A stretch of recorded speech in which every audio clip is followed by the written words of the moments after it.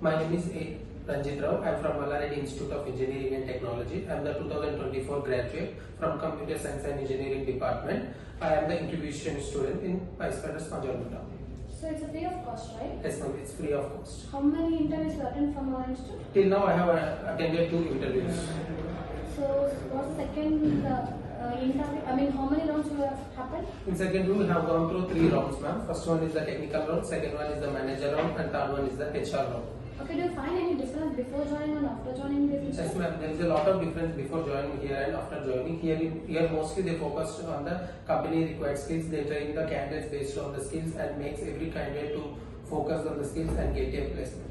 Other than the training, do you find anything which is useful for the interviews? Yes, ma'am. Mostly here the presentations which have been done here are mostly useful for the communication of the knowledge which you have known in a fluency manner. Role? Python developer. Okay. With the package? 2.4 L. Once again, congratulations. Thank you, ma'am.